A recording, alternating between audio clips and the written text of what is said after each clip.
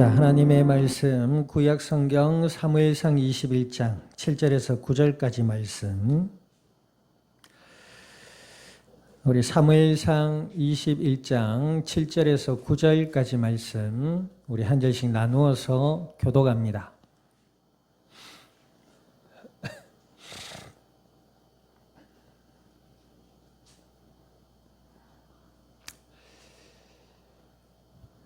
교독합니다. 그날에 사울의 신하 한 사람이 여호와 앞에 머물러 있었는데 그는 도액이라 이름하는 에돔 사람이요 사울의 목자장이었더라.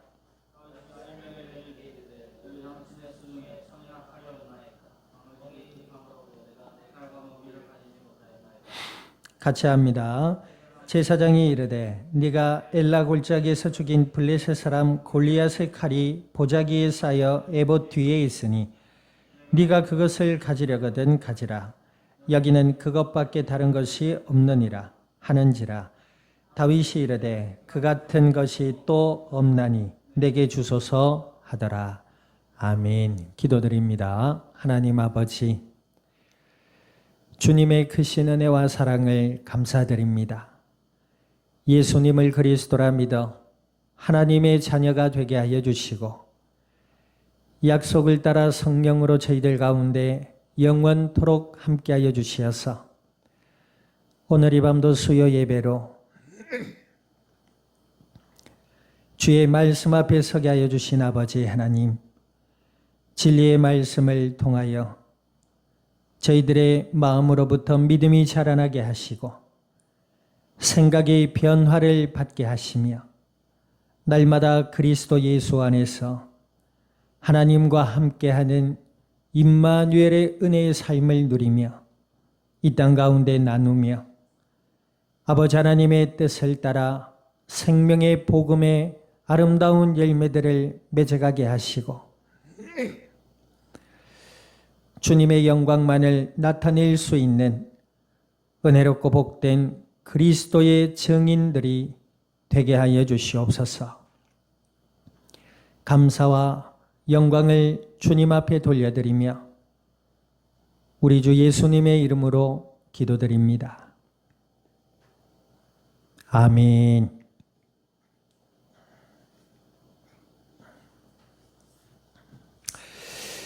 자, 우리 앞뒤자고 인사 나눕니다. 하나님의 은혜를 기억합시다.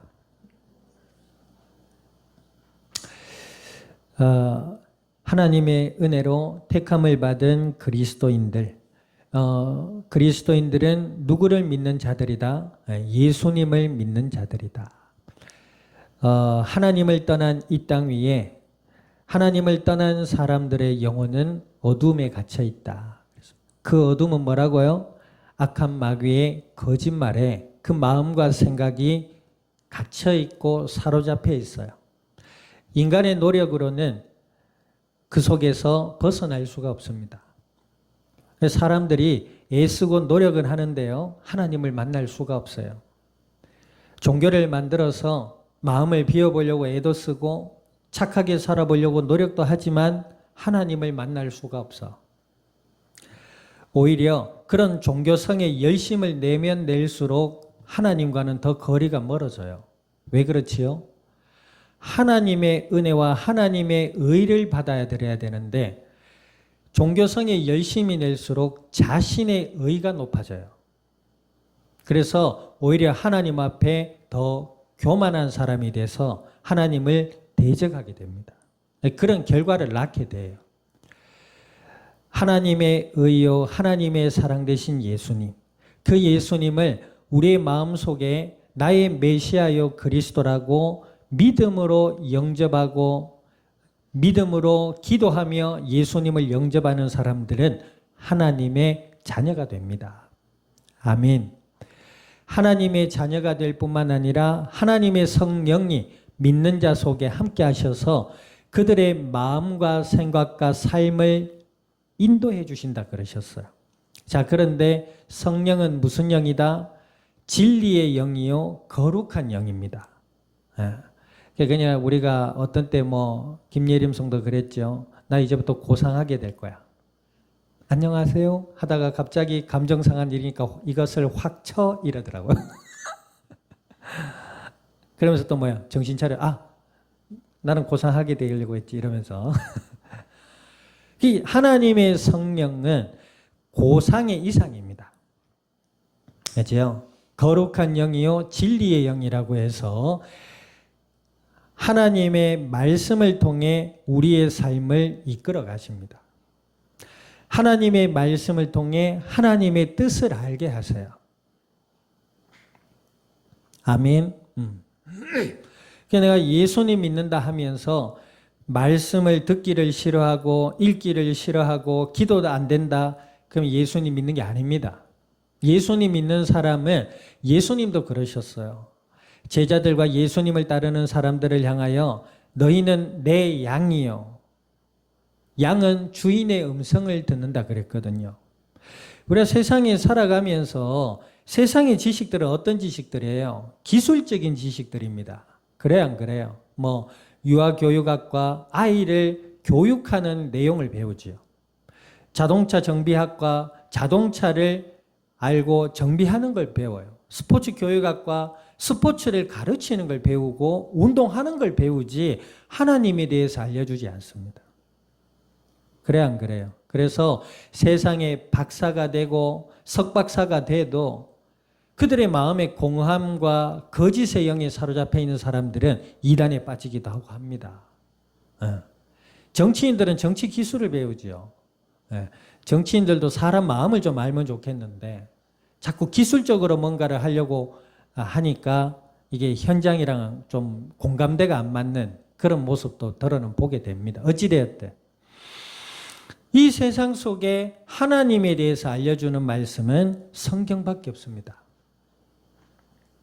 아멘. 그래서 우리가 예배 드릴 때 읽는 이 성경이 하나님의 말씀입니다. 우리가 얼마나 복된 말씀을 대면하고 있는지 몰라요.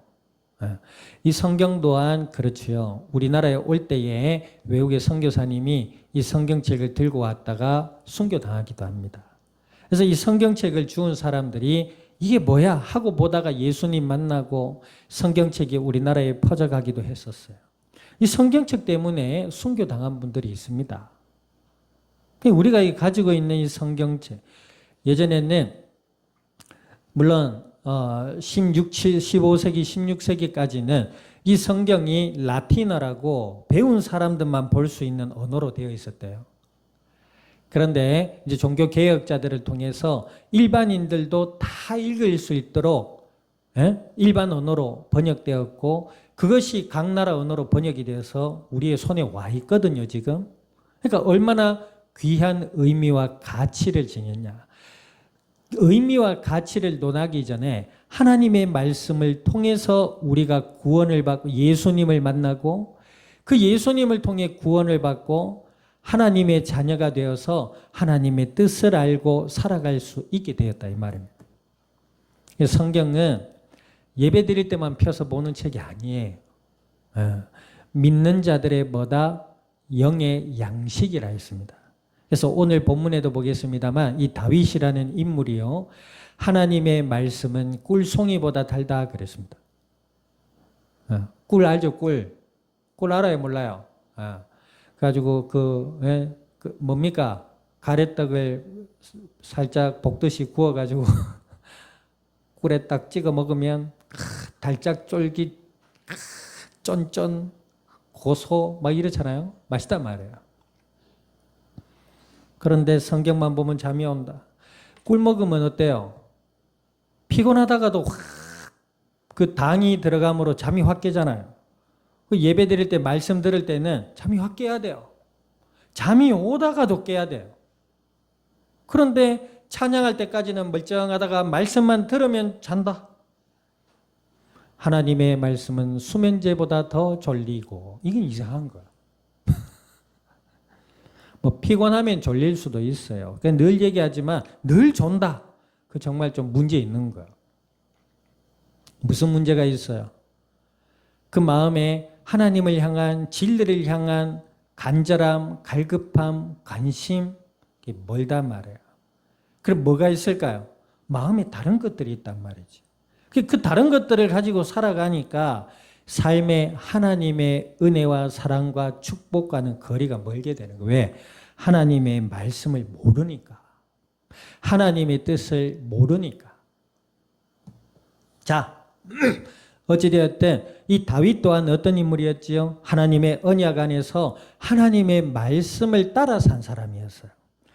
자신의 생명과 삶이 하나님이 내게 허락하신 축복의 은혜의 현장임을 알고, 아멘, 날마다 감사와 기쁨과 성실함과 지혜로움으로 살았어요.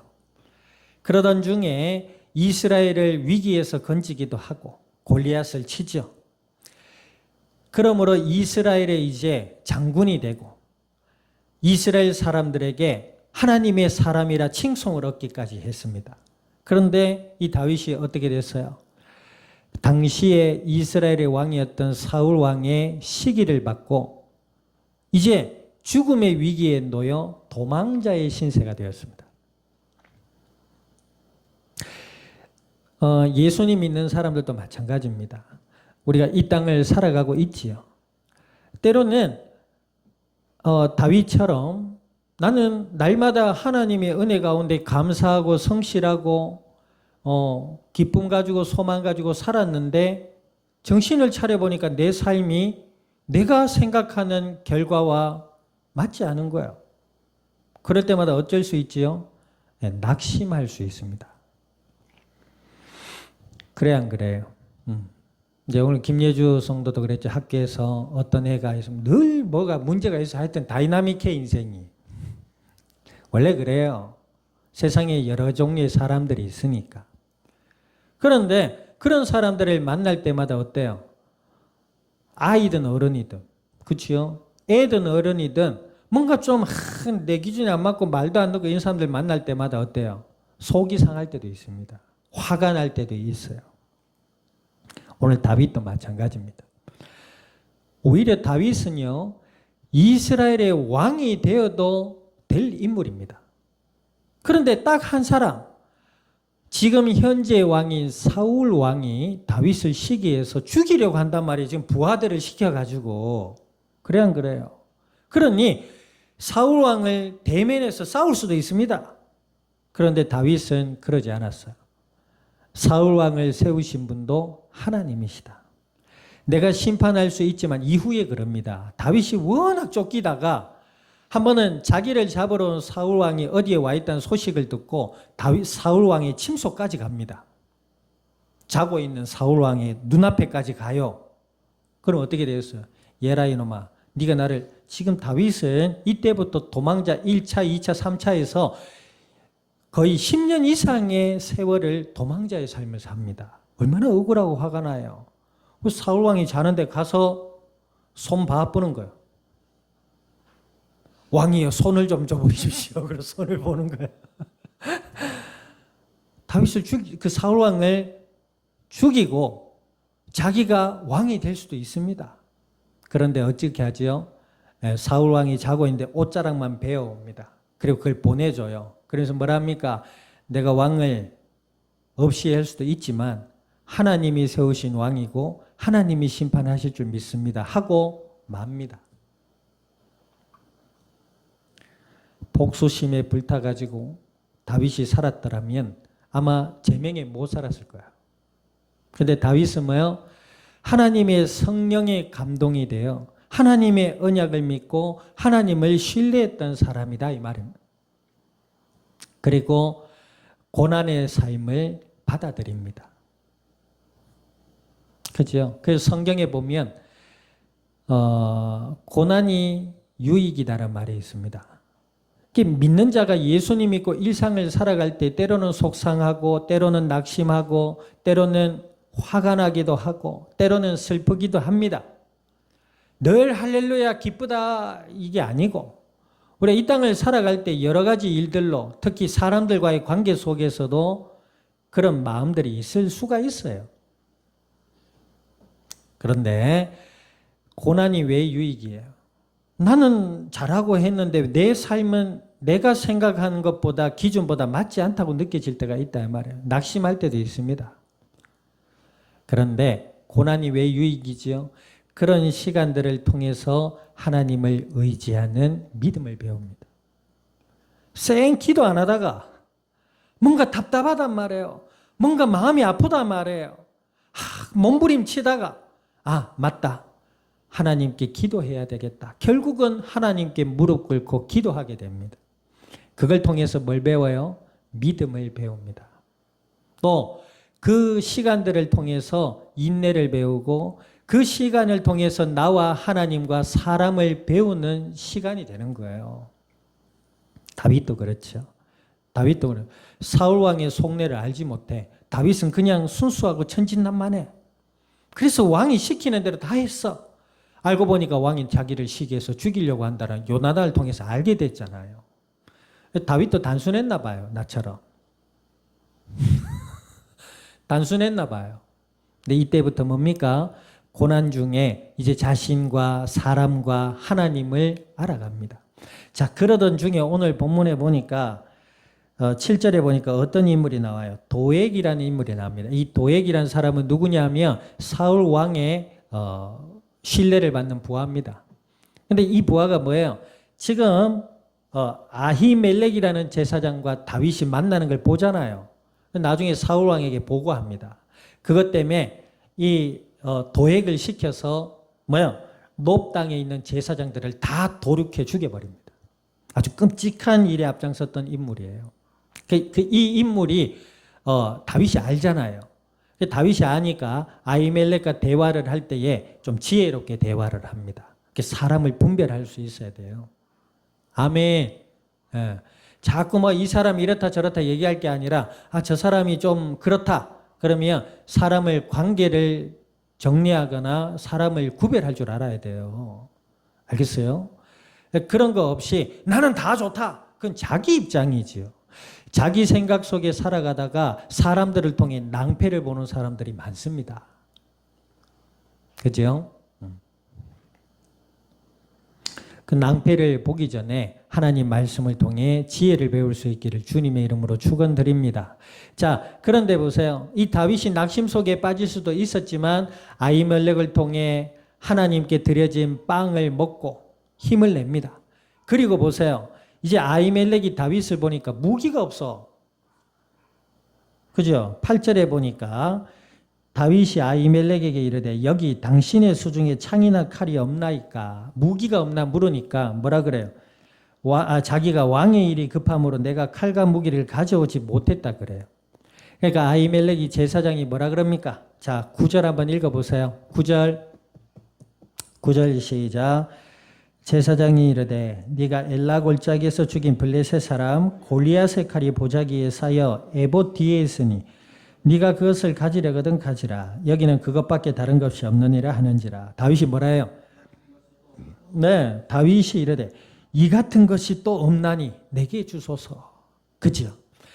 자, 지금 무기를 가지지 못한 다윗이 아히멜렉에게 제사장에게 칼이나 창이 없습니까? 그러니까 나를 보호하고 지킬 수 있는 무기가 없을까요? 물으니까 뭐라 그래요? 다윗 당신이 골리앗을 칠 때 쓴 칼이 있다. 그걸 가져라. 그거라도 가져라. 그러니까 다윗이 뭐래요? 그 같은 것이 또 없습니다.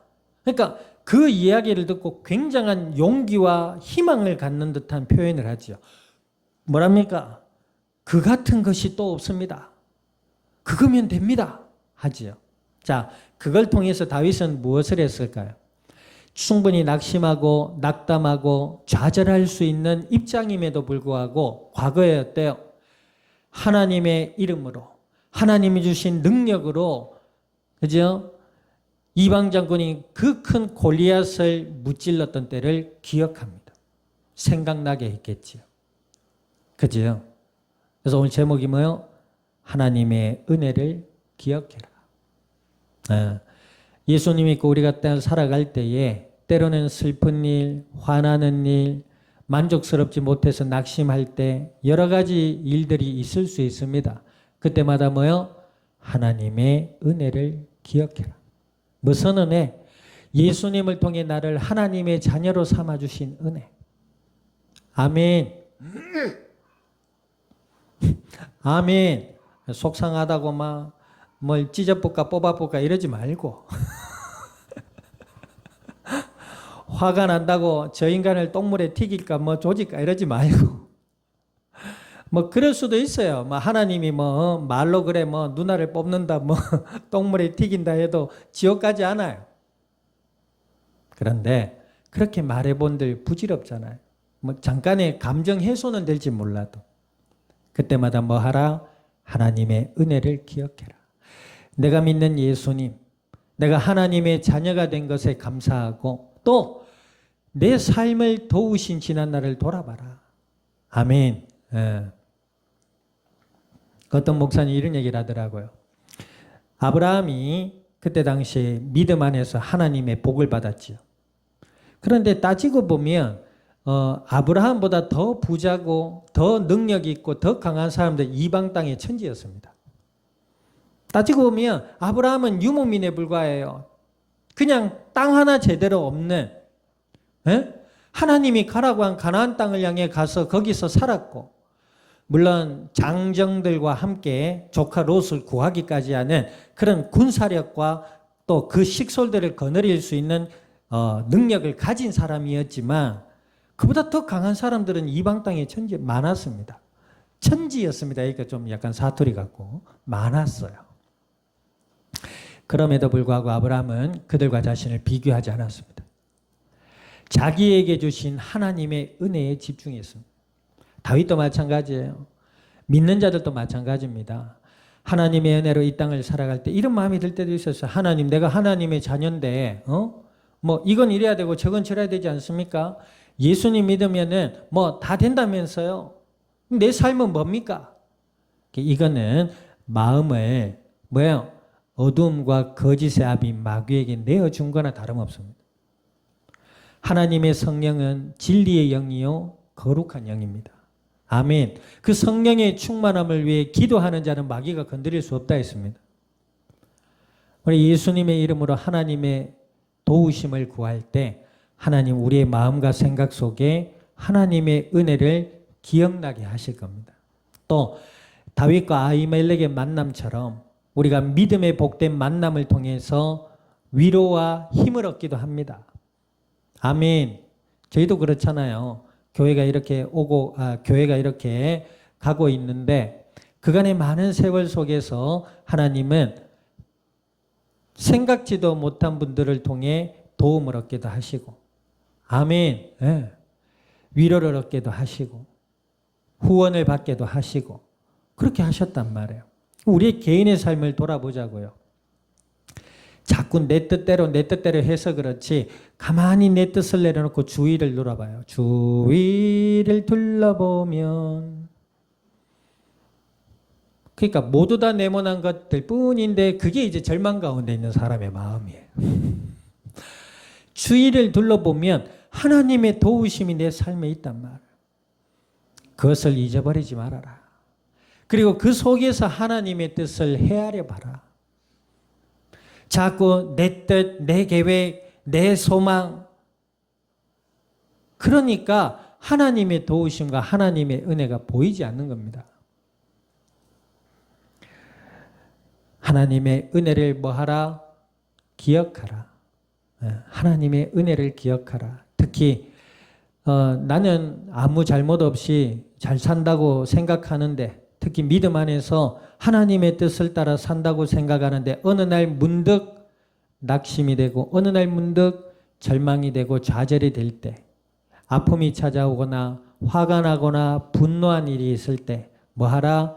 따라합니다. 하나님의 은혜를 기억하자. 하나님의 은혜가 남은 한 주간의 삶도 우리의 영육의 삶에 함께 하실 수 있기를 우리 주님의 이름으로 축원드립니다. 기도드립니다.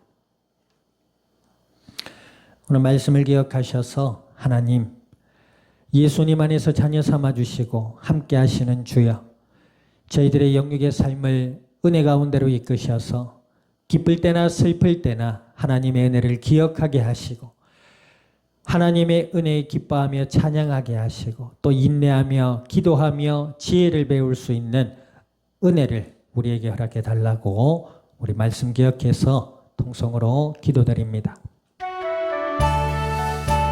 아버지 하나님, 주신 은혜를 감사드립니다. 주신 말씀 기억하여 주 앞에 기도드리오니 주여, 저희들의 마음과 생각과 삶의 현장 위에 온전히 주인 되어 주시기를 간구드립니다.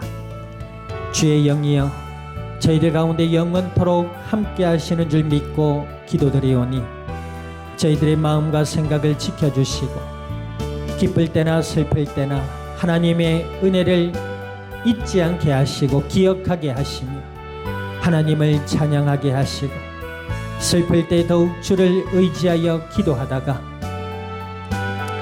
믿음과 인내와 지혜를 배우게 하시며 또 하나님의 도우심을 알게 하셔서 우리의 마음이 낙심치 않게 하시고 우리의 마음이 슬픔의 노예가 되어지지 않게 하셔서 기쁨과 감사와 평안과 소망 가득한 삶으로 나아가게 하시고 고통 가운데 있는 이 땅 위에 지혜롭고 담대하게 하시며 온유하며 겸손함으로 주님의 뜻을 따르고 복음의 아름다운 열매들로 주님의 영광을 드러낼 수 있는 그리스도의 복된 증인들이 되게 하여 주시옵소서.